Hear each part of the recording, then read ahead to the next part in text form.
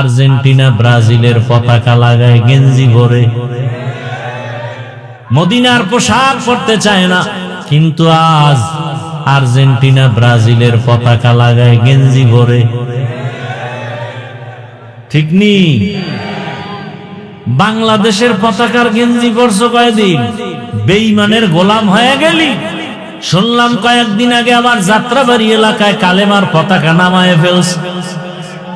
আমি সেদিন এক জায়গায় বলেছি, দুনিয়ার ভিন্ন কোন পতাকা থাকবে কি থাকবে না জানি না, তবে কালেমার পতাকা থাকবে। যারা কালেমার পতাকার বিরুদ্ধে যাবে ওদের বিরুদ্ধে আন্দোলন হবে। तुको जाओ सुन्नते अहमद को जा, तुको जाओ सुन्नते अहमद को जा, बा मुहम्मद कैबुअद निस्बत तोरा, मन अहब्बा सुन्नती कौले रसूल, मजदे काना माई हम कुन कबूल। কালেমার পতাকা সারা বিশ্বময় উড়বে। এদেশ মুসলমানের দেশ, এদেশ উজানির কারি ইব্রাহিম রহমাতুল্লাহ আলাইহির দেশ। কোন পতাকা থাক বা না থাক জানি না, কালেমার পতাকা থাকবে। এই পতাকার বিরুদ্ধে যারা যাবে ওদের বিরুদ্ধে হবে আমাদের ময়দানে জিহাদ। أما من خاف مقام ربه ونهى النفس عن الهوى فإن الجنة هي المأوى। हर के दारद खौफ हक दार दिल मदाम, हर के दारद खौफ हक दार दिल मदाम, जन्नतुल मअवा देहद ओ रामकाम, जुज़बा हक ची जे मखा अज इंसुजा, फजले उआ मस्ते दर जुमला जहा। भाईरा আমার,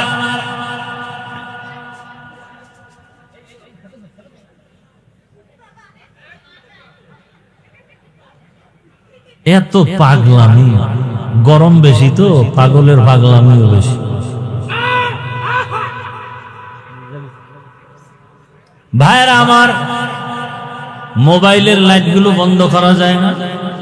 এই কপাল পরা, 24টা ঘন্টা মোবাইল মোবাইল মোবাইল, বাথরুমে গিয়েও মোবাইল, সারা রাত মোবাইল। বেহেশতের বাগানে 1 ঘন্টা বয়ান শুনতে আসছেন, এই টাইপ মোবাইল না চালাইলে গজব আসবে? এত বেহায়া কেন? 1টা ঘন্টার জন্য মোবাইল না চালাইলে কি ক্ষতি হবে?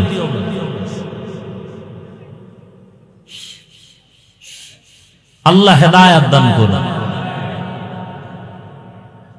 আল্লাহর আদালতে দাঁড়াইয়া হিসাব দেওয়ার ভয় দুনিয়াতে যারা অন্তরে জমা করে গুনাহ থেকে নিজেকে বাঁচায় রাখবে, আল্লাহ তাআলা ওয়াদা করেন ফাইনাল জান্নাতা হিয়াল মাওয়া, আমি আল্লাহ তাকে জান্নাতের মেহমান বানায় দিব। আল্লাহর প্রতি ভয়, এই ভয়ের নাম তাকওয়া, এই ভয়ের নাম খাউফ, এই ভয়ের নাম খাশিয়া।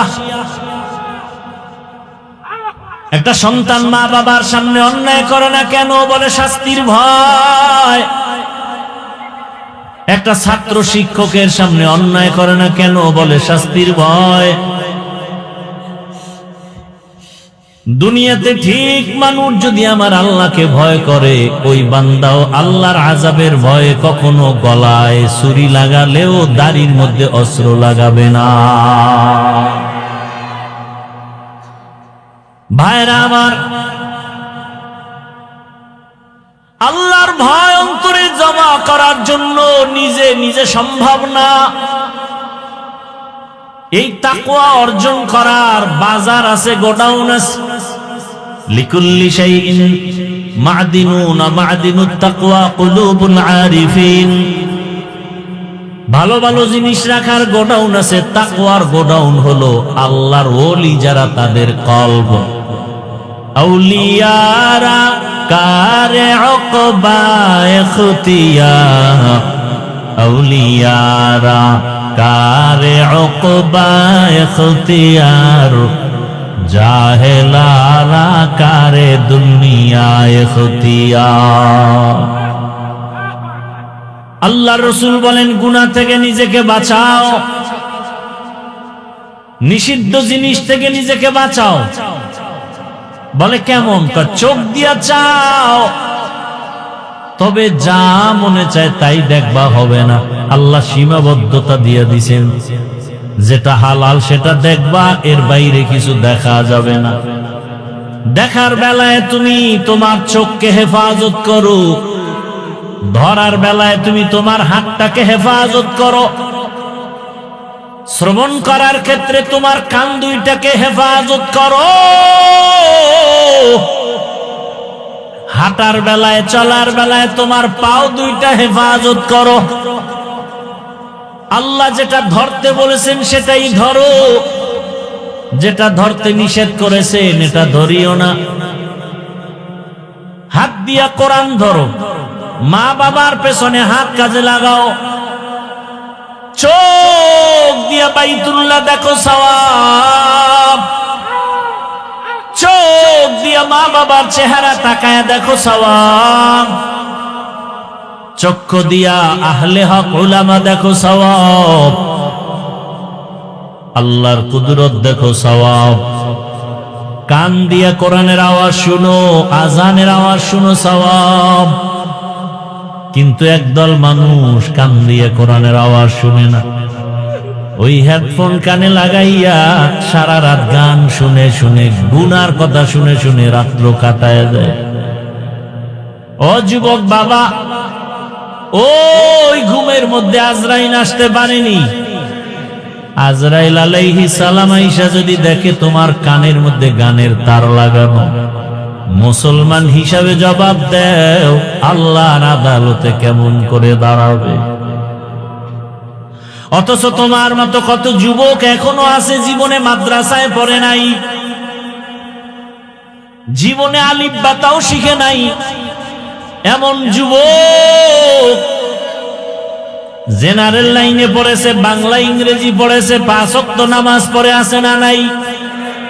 রাস্তায় গাড়ি চালায় যুবক, নামাজ ছাড়ে না। কৃষি কাজ করে, নামাজ পড়ে। নদীর মধ্যে মাছ ধরিয়াও নামাজ পড়ে। র্যাব, আর্মি, পুলিশ, বিডিআর এর চাকরি করে, নামাজ পড়ে। ওসিডিসি, এসপিআইজির চাকরি করে, নামাজ পড়ে। মেম্বার, চেয়ারম্যান, এমপি নামাজ পড়ে।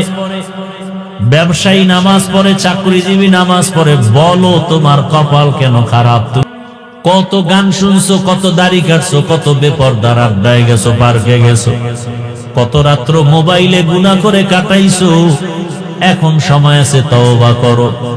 মনে মনে আমার আল্লাহকে ডাকো, আর গুনাহ করবা না, দাড়ি কাটবা না, নামাজ ছাড়বা না, বেপরদায় চলবা না।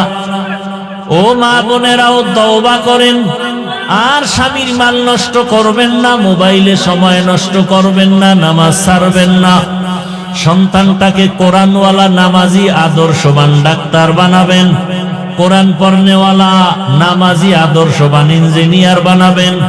কোরআন পড়নেওয়ালা, নামাজি, আদর্শবান প্রফেসর বানাবেন। কিন্তু কোরআন যেন ভুলে না যায়। আল্লাহর কাছে দোয়া করেন একটা নেককার সন্তানের জন্য, আল্লাহর কাছে অভাব নাই। এমন আদর্শ মুরব্বীরা রেখে যাবে, সন্তানটা যেন মরিয়া গেল যেন আপনাদের জন্য দোয়া করে আর বলে, আমার মা বাবা আদর্শবান ছিল, নামাজি ছিল, আমার মা বাবার আদর্শের কারণে আমি সন্তান নামাজি হয়েছি, কোরআন পড়নেওয়ালা হয়েছি। মা বাবা বড় আদর্শবান ছিল, কখনো তর্ক করে নাই, ঝগড়া করে নাই, মোবাইলে সময় নষ্ট করে নাই। আমার মা বাবা কখনো কেউ কাউকে গালাগালি করে নাই। সন্তান তখন দোয়া করবে।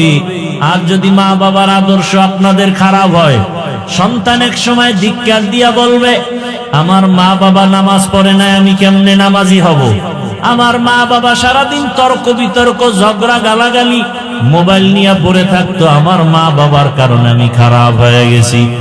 ও মা বোনেরা, মা বাবারা, মুরব্বীরা, সন্তানের অভিশাপ পাবেন, সন্তানের ধিক্কার পাওয়ার মতো কাজ করিয়েন না। এখনো সময় আছে, তওবা করেন। আর নামাজ ছাড়বেন না, আর বেপরদায় চলবেন না।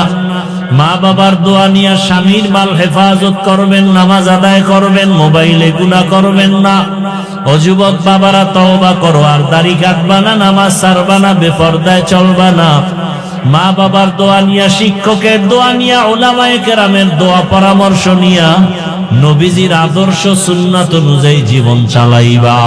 তওবা করার মতো যদি অন্তর তৈরি হয়, খাঁটি অন্তরে তওবা করতে পারো, আল্লাহ তাআলা সাথে সাথে তোমার গুনাহ মাফ করে দিবেন। তওবাওয়ালা যদি অন্তর থাকে, দুটো হাত আমার আল্লাহকে দেখায়া দাও। আয় আল্লাহ, হাতগুলো কবুল করে নেন, তওবা কবুল করে নেন।